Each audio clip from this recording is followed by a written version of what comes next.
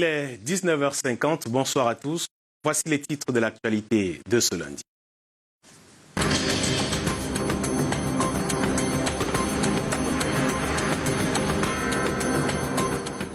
À la une ce soir, Banjoun a son nouveau maire. Niki Love Maptchefotso succède à son père à la commune de Pété Banjoun à l'issue d'une élection apaisée cet après-midi. Nous vous ferons vivre ces moments dans cette édition du 19h50. À la une également ce soir, qui a tué le maire de Mamfé, Achou Odjon, assassiné ce week-end par des hommes présentés comme des combattants séparatistes repentis. L'homme se rendait dans son village. La nouvelle relève la panique dans toute la région du Sud-Ouest. Dans l'actualité également ce soir, la colère de certains habitants d'un quartier de Berthois. À l'origine, la peur de voir ériger dans leur agglomération un centre de prise en charge du Covid-19. La décision des autorités fait suite à un besoin de désengorgement des centres dédiés. Cependant, la vague du retour des Camerounais confinés à l'étranger depuis le début de la pandémie du coronavirus se poursuit. Ils sont plus de 60 qui ont atterri il y a quelques heures à l'aéroport de Yaoundé. Ils subissent en ce moment des tests rapides au Covid-19. Et puis ce soir, nous évaluons les 10 premiers jours après les mesures d'assouplissement du gouvernement face au Covid-19. Zoom sur des secteurs d'activité spécifiques, analyse également autour des décisions gouvernementales au moment où la pandémie semble atteindre son pic dans notre pays. Voilà pour le sommaire.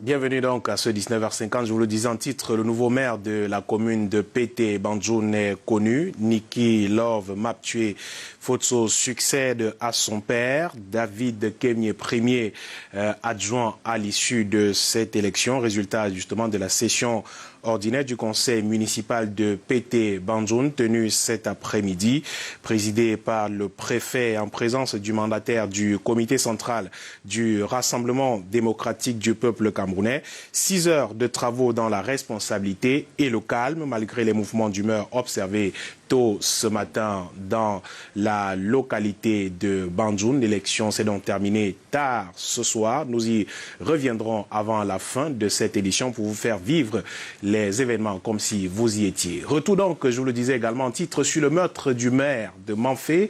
Ce week-end, Achou Odjon, assassiné par des combattants séparatistes samedi dans la région du Sud-Ouest.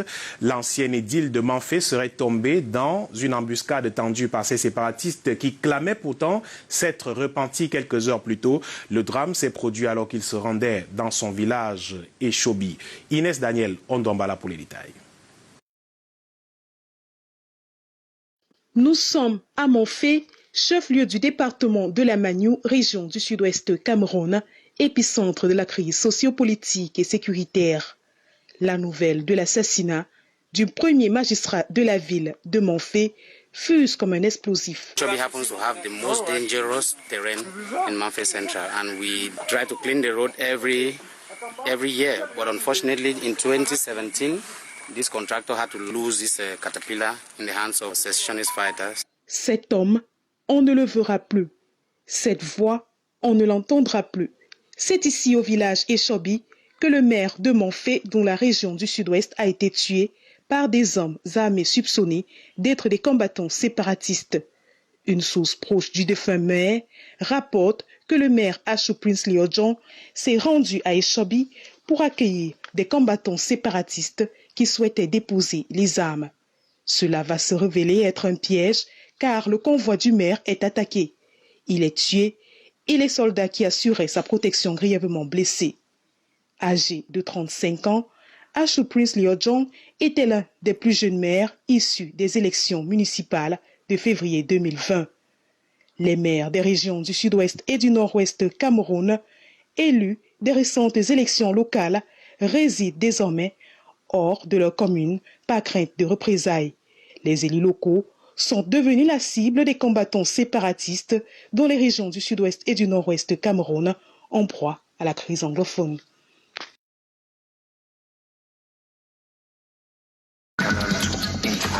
Un immeuble en décrépitude au carrefour d'I-Central Bar à New-Bel-Douala.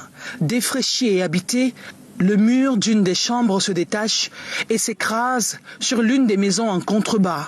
Des blocs de béton sont encore visibles sur le lit de la propriétaire de ce domicile. L'incident se produit aux premières heures de la matinée ce lundi. Et c'est après qu'elle a quitté le lit. Le Seigneur m'a réveillée à 6h45. J'ai pris mon téléphone, j'ai vu que c'était 6h45. Je me suis réveillée au lit. Je me tourne comme ça. Je m'assois sur mon lit, comme d'habitude. Je ne peux pas sortir dans ma chambre sans prier. Je mets mes deux mains comme ça. J'ai prié le Seigneur, prié. Dès que j'ai fini, il m'a dit de sortir. Je suis sortie. Je prends mon bouton. J'arrive à 2 pas. Je me suis baissée comme ça pour laver ma figure. Je mets l'eau comme ça dans ma main. Je voulais laver ma figure. J'entends seulement les bruits. Je regarde. J'étais troublée. Je cours, je pars d'ici par là. J'étais troublée. Les propriétaires de la maison sinistrée disent être habitués aux débris qui leur tombent dessus et endommagent leur maison d'habitation. Oui, ça fait ils ont même plus de 6 ans. Non, 4 ans. Il a dit 4 ans. Non, en fait, des petits débris, le départ, non, les petits trucs qui tombaient. Les tôles s'arrachaient, ça tombait chez nous, ça nous fendait les tôles. Les nacos. Parfois, quand nous on sortait, on revient, on trouvait les nacos sur les lits qui descendaient du haut, ça fend les tôles. Ainsi de suite. Ils disent toujours, ouais, personne ne venait nous consoler. Toujours la maman changeait les tôles. Tous les ans, elle ne fait que changer les tôles. Alors maintenant, ça fait vraiment 4 ans que c'est grave. Nous, on savait qu'on devait déjà détruire la maison. Nous sommes comme ça quand il pleut. Nous mettons des seaux et des plastiques partout dans la maison. Parce qu'à tous les temps, la maison tombe. Et la nuit, quand il pleut, nous, on ne dort pas. Okay. Nous sommes toujours éveillés. Parce que de peur. Ce matin, j'étais couché dans ma chambre. La maman s'est réveillée à son tour. Elle a porté son truc-ci.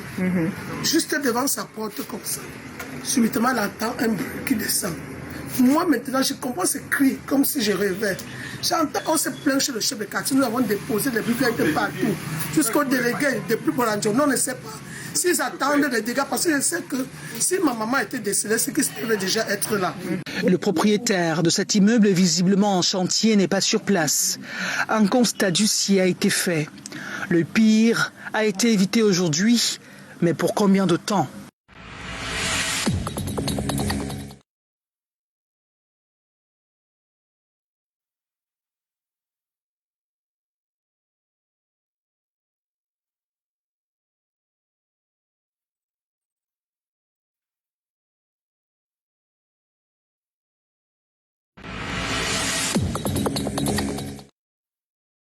Les populations de Birpondo sont sorties ce jour en masse devant leur centre de santé, dire ils refusent le désengorgement des malades liés au Covid-19. Dans leur secteur, barricade avec pancarte, les populations disent être en danger. La population est fâchée à cause de ce qu'ils déclarent amener les malades du coronavirus ici. Or, l'hôpital de Birpondo, c'est la seule hôpital à laquelle nous référons. Nous réclamons que vraiment on ne peut pas nous mettre les malades de corona ici, à l'hôpital, dans notre hôpital ici. C'est le seul hôpital qu'on a. Même si c'est à minuit, même si c'est à n'importe quelle heure, c'est ici que nos femmes viennent, même moi-même. La preuve est que ma femme a accouché ici il y a une fois. Informés, le gouverneur de la région de l'Est et le préfet du département du Lom et Dierem sont descendus sur le lieu, trouver un terrain d'entente. Une conversation est alors engagée. Je voudrais donc que, séance tenante, vous désignez donc ceux qui sont capables de vous représenter et nous allons avoir une séance de travail sur place. Les représentants des populations sont choisis et la séance de travail durera plus de 2 heures de temps. Au sortir, ces derniers ont été mandatés de se réunir avec leur population qui devront à leur tour retransmettre le message de l'autorité. Je crois que le dialogue a prévalu et maintenant on va essayer ensemble de comprendre parce que c'est aussi des Camerounais comme nous. Donc on ne saurait, l'État, c'est l'État qui doit gérer ces populations. En estimant qu'elles pouvaient faire un centre de désengorgement ici, je pense également qu'il y a des mesures d'accompagnement et nous on a voulu les palper. Voilà le véritable problème. Des mesures de sécurité ont été prises pour sécuriser le site qui abritera les malades du Covid-19 de la ville de Bertoua.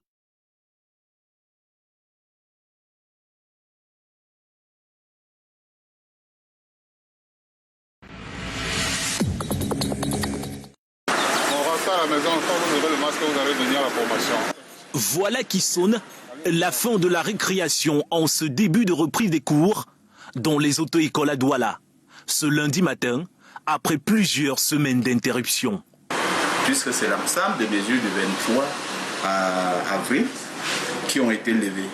Donc nous estimons que nous avons bénéficié de cet assouplissement et que nous pouvons relancer nos activités. Ce top départ se déroule dans le strict respect des mesures barrières nécessaires pour vaincre la propagation du coronavirus. Pour s'assurer que les distanciations sont respectées. Nous avons également demandé à ce que chaque apprenant ait son masque absolument. Et les gels hydroalcooliques sont disponibles dans tous nos secrétariats. Les dispositions sont également prises pour que dans chacune de nos voitures de formation, qu'il n'y ait maximum que 2 apprenants. Les mesures barrières sont ainsi respectées lors de la théorie et lors de la pratique. Et quelques apprenants de retour du confinement semblent avoir oublié les leçons du passé en matière de conduite. Moi, j'étais déjà en stage pratique, en formation pratique. J'avais déjà presque terminé mes cours. Vous voyez, ça a vraiment bousculé tout. La reprise des cours dans ce secteur d'activité dans la région du littoral s'annonce difficile. Dans ce communiqué, signé du président national du syndicat national des exploitants d'auto-écoles du Cameroun, celui-ci invite les présidents régionaux, les présidents départementaux et les responsables d'auto-écoles à s'armer pour répondre à toute tentative d'intimidation. Le bureau national, quant à lui, se dit prêt à faire face à toute forme de provocation.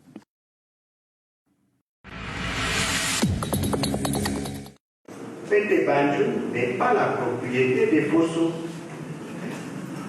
Pété Banjoun, c'est la propriété de nous tous. Continuité sous l'égide du même mandat, après l'effet de la mort qui a arraché de l'affection des siens le patriarche bâtisseur Victor Fosso. Sa fille Niki Love Maptué succède à son père et trône avec 40 sur 40 voix à elle accordées ce lundi par les conseillers lors de la session ordinaire du conseil municipal de la commune de Pété Banjoun. David Kenyé, forestier, premier adjoint, avec 39 contre 40 voix. 6 heures de travaux ponctués de réflexion, concertation, mouvement d'humeur. Je remplirai cette fonction en étant une mère pour vous tous. Je remplirai cette fonction en étant une mère pour toute la population de Pété Banjoun. Madame le maire, nous allons travailler de manière à développer Banjoun, de manière à avancer, de manière à continuer avec les chantiers, les différents chantiers de notre patriarche. Donc la seule chose pour nous à faire, c'est de suivre Madame le maire dans tout le plan, pour le plan communal qu'elle doit mettre en place. Mais à la fin, devoir de mémoire respecté. De remplacer quelqu'un qui s'appelle Fosso Victor. Bien que vous soyez sa fille, ça va être très compliqué pour vous. Parce que M. Fosso Victor a habitué les Banjounais à certains comportements, à certaines attitudes. Il avait ses méthodes, mais c'est un homme qui descendait volontiers de son piédestal pour se frotter à l'électeur lambda. En dehors du mandat de reconnaissance, vous le devrez à vos mérites personnels, parce que le vote sera ouvert. Banjoun, après cet épisode, aura besoin de ses fils, malgré les fissures et les séquelles.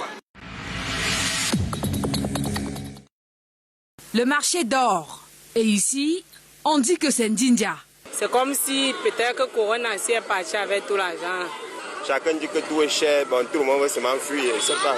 En Brousse, rien. En ville, rien. Au village, même rien. On fait comment? C'est toujours fort, ma fille. Parce que bon, la majorité des gens ont voyagé pour le village.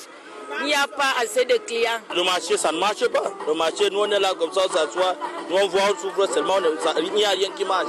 10 jours après les mesures d'assouplissement prescrites par le chef de l'État, ces vendeurs ont du mal à faire de bonnes affaires.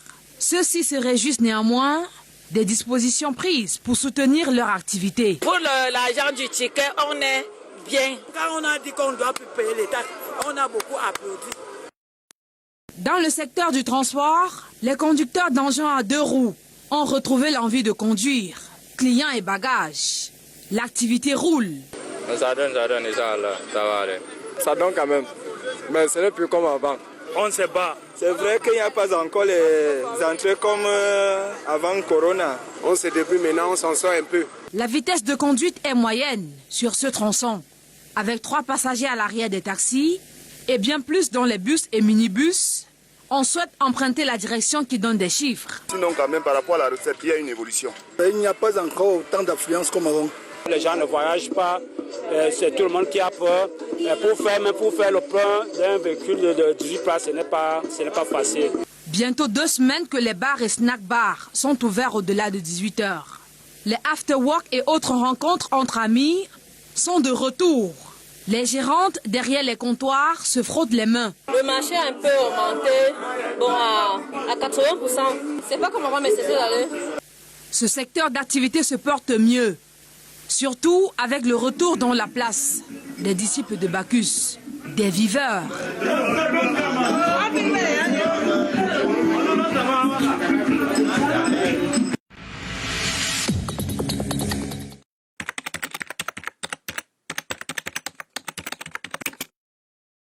Avant, n'est-ce pas, cette mesure d'accompagnement du chef de l'État, ce qui s'est passé, c'est que les débits de boissons sont tout simplement déplacés des endroits, n'est-ce pas, agréés pour se retrouver peut-être dans des maisons d'habitation.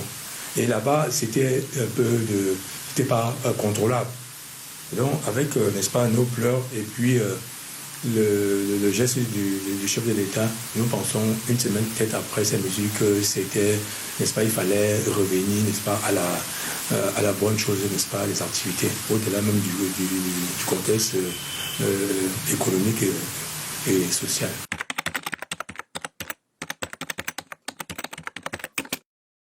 On parle de survie. Et survie, y compris même du propriétaire du débit de boisson, y compris de la famille, n'est-ce pas, de ce propriétaire. Donc aujourd'hui, ce n'est pas seulement, n'est-ce pas, pour les consommateurs peut-être que nous luttons contre cette pandémie. C'est aussi pour nous-mêmes, pour ces propriétaires qui ont investi dans ce secteur d'activité. Et comme je vous ai toujours dit, c'est avec les dernières mesures, c'est au-delà, n'est-ce pas, de la fierté, de la satisfaction peut-être que nous avons eue. Il y a aussi ce côté, n'est-ce pas, des responsabilités. C'est une autre responsabilité que le chef de l'État, à travers, n'est-ce pas, le gouvernement, n'est-ce pas, nous a donnée. Parce que nous avons souhaité que peut-être qu'on revienne peut-être aux heures, n'est-ce pas, d'avant les mesures, n'est-ce pas, du 17 mars dernier. Nous y sommes arrivés, mais on a mis entre nos mains une responsabilité d'accompagner peut-être l'État dans la lutte. Parce que ce n'est pas d'un coup de baguette magique que ces mesures, n'est-ce pas, ont fait disparaître la pandémie. Cette pandémie reste.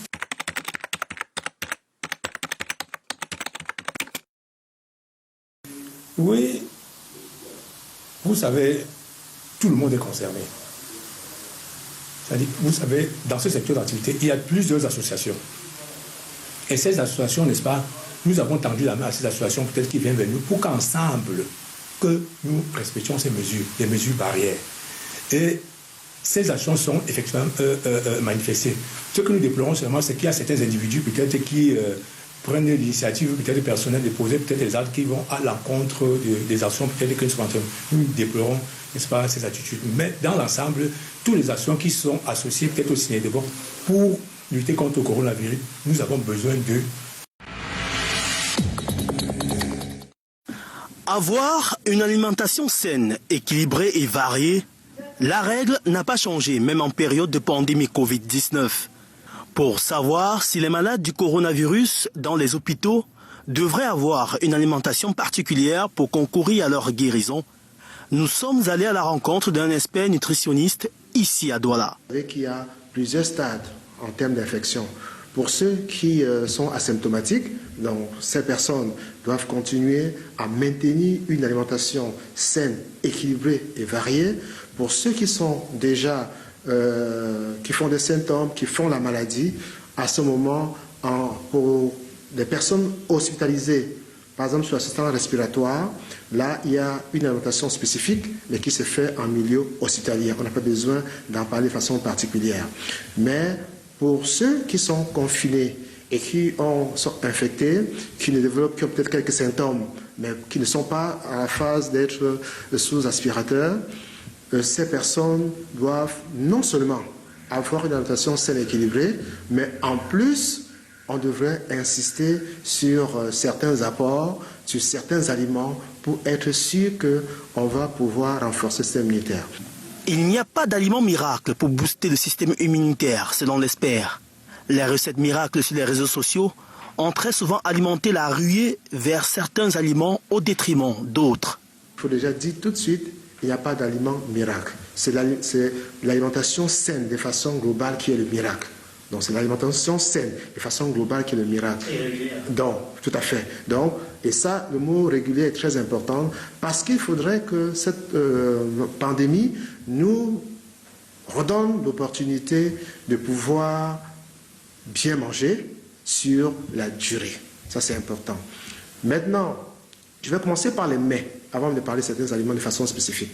Nous avons vraiment la chance d'avoir au Cameroun des mets traditionnels, comme on dit chez nous, qui non seulement sont équilibrés, mais riches en oligo-éléments tels que le zinc, le sélénium, la vitamine A, la vitamine D, la vitamine E.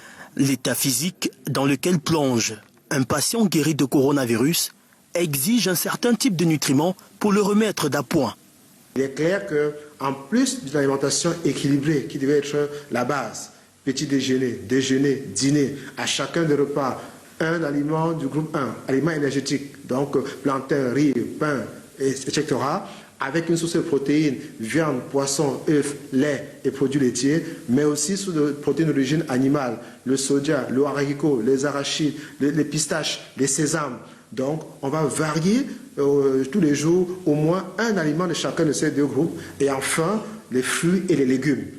Maintenant, pour ces personnes, nous allons inciter particulièrement au niveau de la consommation des protéines, donc des aliments riches en protéines du groupe 2, donc je répète, aliments d'origine animale.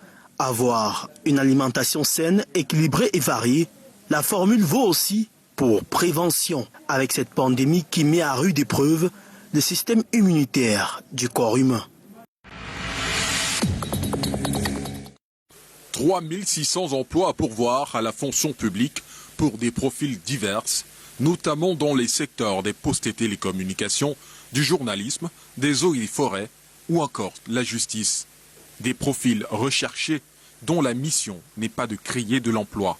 L'État recrute des gens, pas pour créer l'emploi, mais pour travailler dans le cadre de l'administration, pour faire en sorte que le secteur privé crée l'emploi. Et je peux vous dire que la justice est l'un des secteurs qui compromettent le plus la création d'emplois au Cameroun. Si le taux de chômage est évalué à environ 4% au Cameroun, le véritable défi reste la réduction du taux de sous-emploi qui, selon les objectifs du document de stratégie pour la croissance et l'emploi, doit passer de 75% à 50%. Le taux de sous-emploi est élevé parce que la majorité d'emplois, ce sont des emplois qui ne sont pas décents.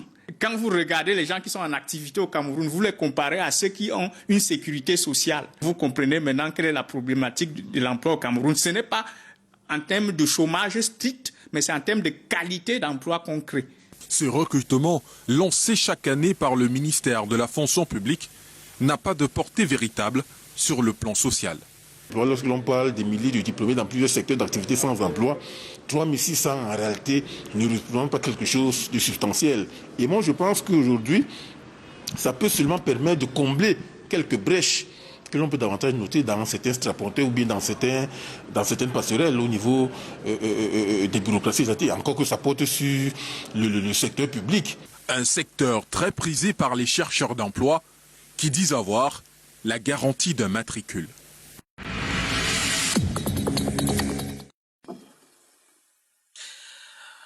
Amadou Vamoulke, Thomas Awa et Nti Comrade.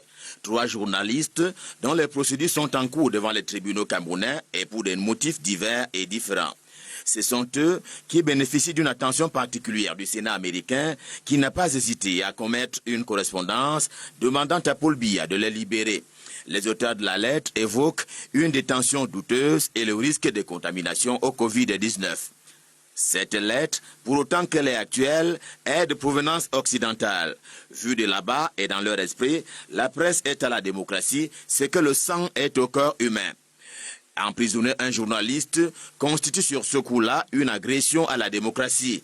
Et c'est bien cela qui aurait favorisé la mauvaise place camerounaise au classement des nations dressées par Reporters sans frontières sur le plan de la liberté d'expression.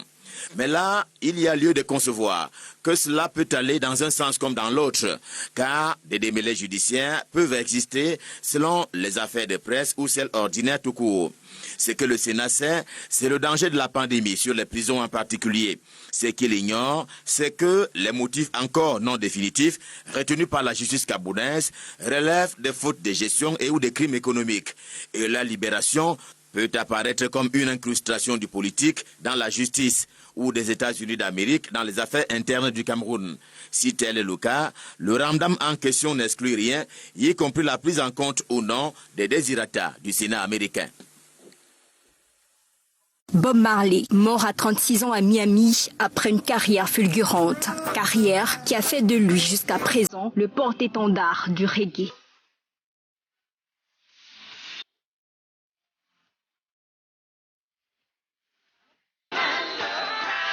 Sa principale caractéristique, contestataire de l'ordre établi et porte-parole des revendications et de la lutte pour l'émancipation des peuples noirs. De No Woman No Cry à Redemption Song, en passant par Stir It Up, I Shot the Sheriff, Get Up, Stand Up, Bob Marley n'a produit que des titres à succès. Sa carrière musicale a été menée avec le groupe mythique The Warriors, au sein duquel évoluait un chœur féminin dénommé I Trish et conduit par son épouse Rita. Bob Marley, c'est tout un mouvement, le mouvement Rastafari, suivi partout à travers le monde, y compris au Cameroun. Notre légende, Bob Marley, à jamais toujours dans nos mémoires. Tu n'es pas mort, tu as juste arrêté de faire des compositions et tes musiques nous accompagnent tout dans notre quotidien. Bravo champion, bravo la légende. I want to give me some love. Tu nous as donné cet amour. Et cet amour reste à jamais gravé dans nos cœurs. Après sa mort le 11 mai 1981, des suites d'un cancer provoqué, selon certains, par une consommation effrénée de l'herbe dénommée Kaya, ses fils ont tenté de reprendre le flambeau avec un bonheur très mitigé, tant le charisme de la star le fait de l'ombre. 39 ans plus tard, Robert Nesta Marley, de son vrai nom, reste présent dans les chœurs et continue à faire danser ses fans sur les 350 tubes de son répertoire.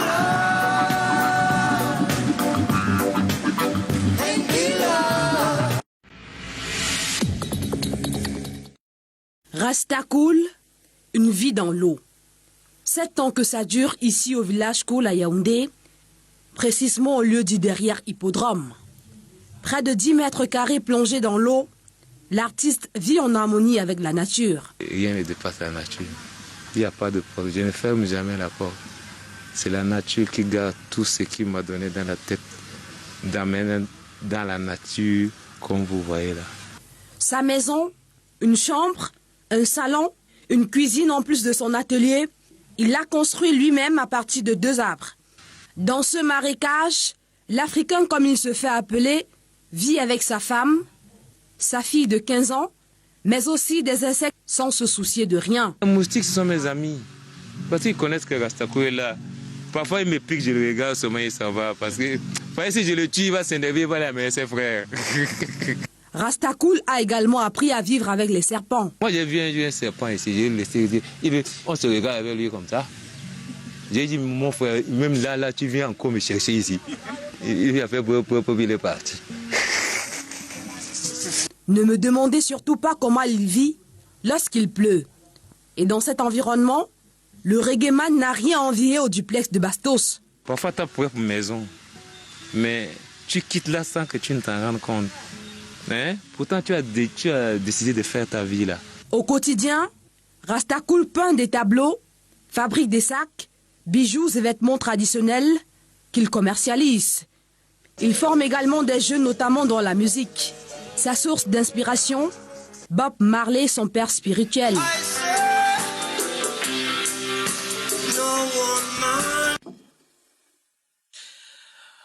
Amadou Vamoulke, Thomas Awa et Nti Comrade, 3 journalistes dont les procédures sont en cours devant les tribunaux camerounais et pour des motifs divers et différents. Ce sont eux qui bénéficient d'une attention particulière du Sénat américain qui n'a pas hésité à commettre une correspondance demandant à Paul Biya de les libérer. Les auteurs de la lettre évoquent une détention douteuse et le risque de contamination au Covid-19. Cette lettre, pour autant qu'elle est actuelle, est de provenance occidentale. Vue de là-bas et dans leur esprit, la presse est à la démocratie, ce que le sang est au corps humain. Emprisonner un journaliste constitue sur ce coup-là une agression à la démocratie. Et c'est bien cela qui aurait favorisé la mauvaise place gabonaise au classement des nations dressées par Reporters sans frontières sur le plan de la liberté d'expression. Mais là, il y a lieu de concevoir que cela peut aller dans un sens comme dans l'autre, car des démêlés judiciaires peuvent exister selon les affaires de presse ou celles ordinaires tout court. Ce que le Sénat sait, c'est le danger de la pandémie sur les prisons en particulier. Ce qu'il ignore, c'est que les motifs encore non définitifs retenus par la justice gabonaise relèvent des fautes de gestion et ou des crimes économiques. Et la libération peut apparaître comme une incrustation du politique dans la justice ou des États-Unis d'Amérique dans les affaires internes du Cameroun. Si tel est le cas, le ramdam en question n'exclut rien, y compris la prise en compte ou non des désirata du Sénat américain.